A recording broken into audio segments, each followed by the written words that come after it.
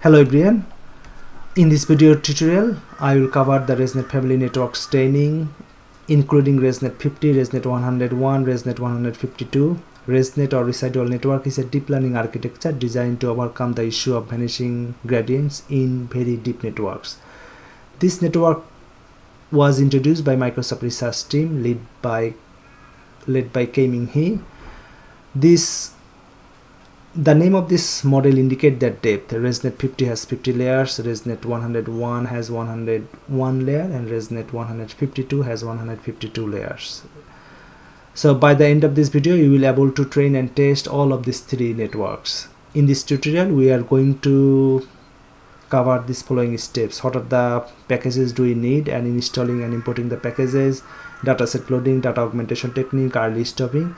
So our early stopping is a regularization techniques that prevent overfitting of our model training. So it monitors the validation loss or validation accuracy during the training. So performance evaluation on the sample on the test set, visualizing the accuracy and loss graph, testing our model on some sample test data. We'll learn how we can save and load our model. We will finally see the model accuracy, confusion matrix, precision, recall, and F1 score. This is a complete tutorial for a deep learning model. So about me, I'm Dr. Noman, PhD from Edith Cowan University, Australia. So if you are not familiar with Python environment creation or what software do you need to run this project, I can recommend you to watch my first video where I explain the environment creation and the software what do you need for this project. Yeah, you can get this link from the video description section. Now let's get started for the coding. So this is the ResNet101, 150 and 152 notebooks. So these are the packages we need: TensorFlow, matplotlib, scipy, plotly, scikit-learn, and seaborn. So after installing the packages, we need to import all the packages. I'm going to importing the packages. Yeah. So these are the image sizes, 224 by 224. So we are going to resize all of our images by 224 by 224 training, test, and validation images. So now we are loading the ResNet base model. So ResNet we are calling 101. So if you want to train 50, then you can just change it here like a 50. You need to write 50. If you want to train 152, just change it here. You don't need to change anything. So like this time we are going to train 101 with image size 224 by 224 and image weights is pre-trained ImageNet weights.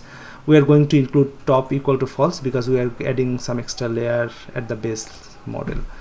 So we are calling here. So we are going to freeze the base layer because we don't want to lose our pre-trained weight during our initial training.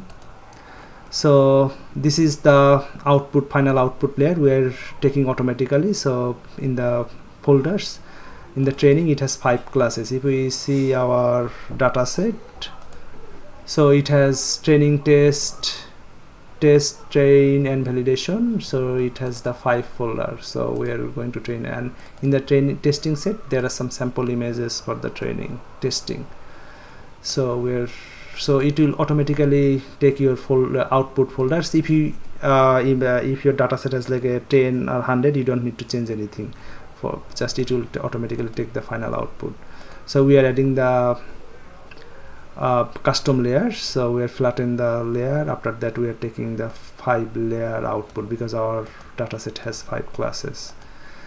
We are creating a model object, and we are adding base layer with the custom layer. So we can see the model summary. It is a very big model, 101 layer. So it is very big layer, very big model. And finally you can see it has the 5 output. Now we are going to compile our model with categorical cross entropy loss function, Adam optimizer, matrix is accuracy.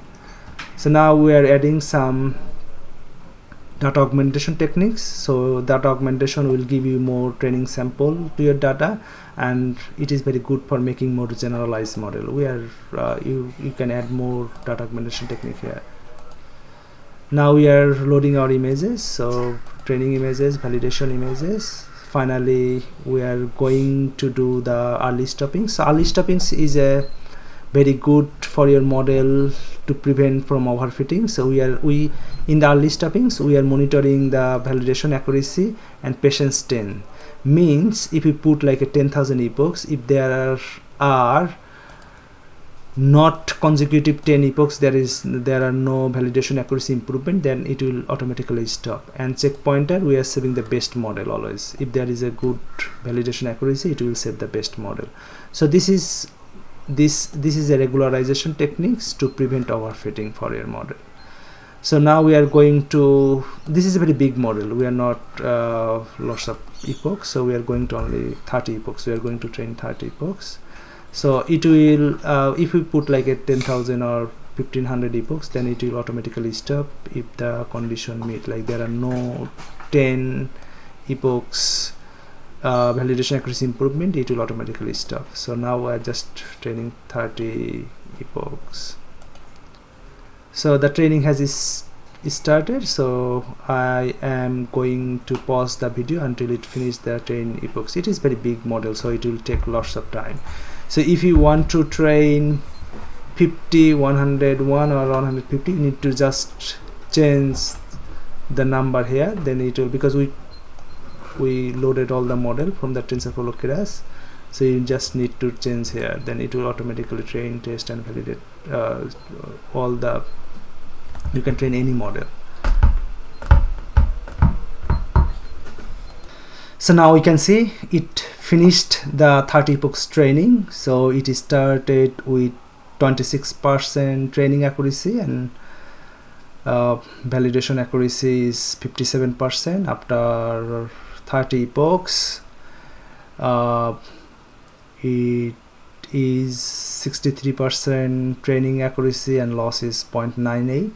Validation accuracy is 57 and loss is 1.3.